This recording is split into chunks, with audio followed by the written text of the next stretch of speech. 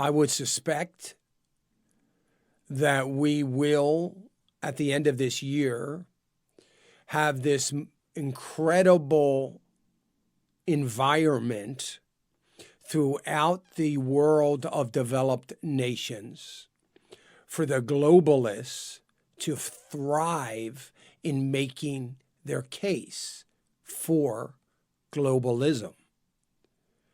I think we will begin at the end of this year.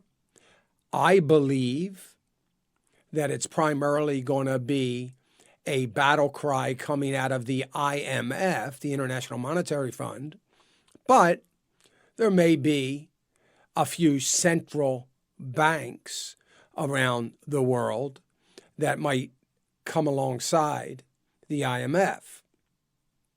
But this will be, in all likely, the year, be it the end of the year, but will be the year, in all likelihood, where we will start hearing about things like the electronic currencies, like Bitcoin kinds of things. It won't be Bitcoin.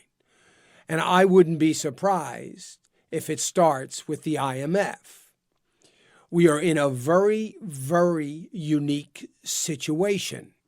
We could have a situation where we continue to have global slowdown throughout economies, lots of people out of work, mounting debt rising in most nations, and you've got a group of, or a demographic of the world, mostly that demographic from 35, 40 on down, that is getting more and more comfortable with the notion of cryptocurrencies.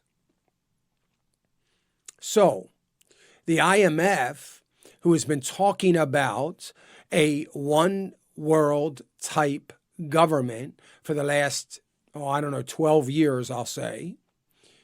No, be more than that. It'd be more like 14 or 15 years that they have first been talking about it. I've always said that the one world currency, if there were ever to be one, is likely to come out of some talking points from the IMF.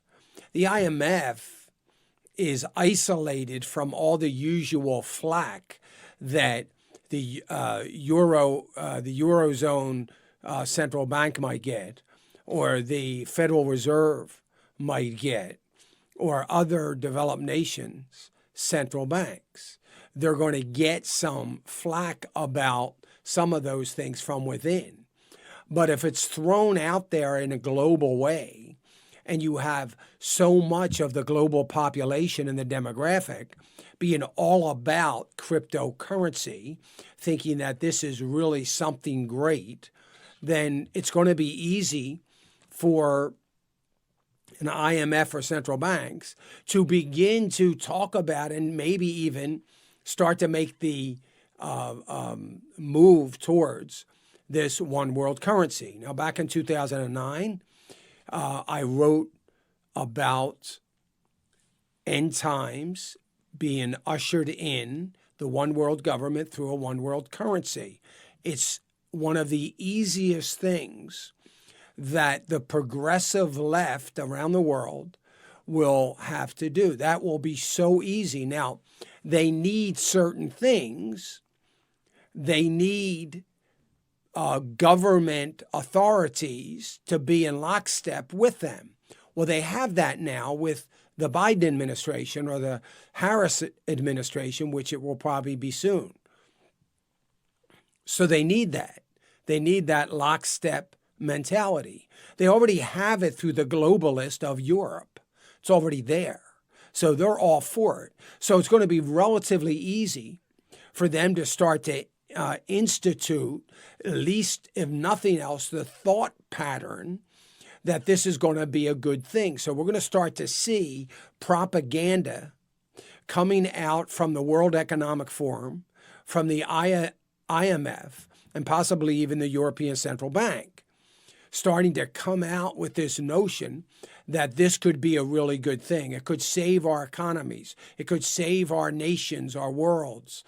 And have the propaganda in and around it is all going to be how good this is going to be for trade, how good this is going to be for the average person, how this is going to be a system that is going to lead to prosperity to nations and to individuals. They're the talking points we're going to see begin to pour out of these central banks. So we're going to watch that very, very closely. Hey, remember to click the subscribe button right here on the screen. And don't forget to hit the notification bell so you'll be notified when new content is added. And more importantly than anything, you don't want to miss all 3 live hours of Financial Issues every day from 9 to noon. And you can watch it on FISM.tv. That's FISM.tv.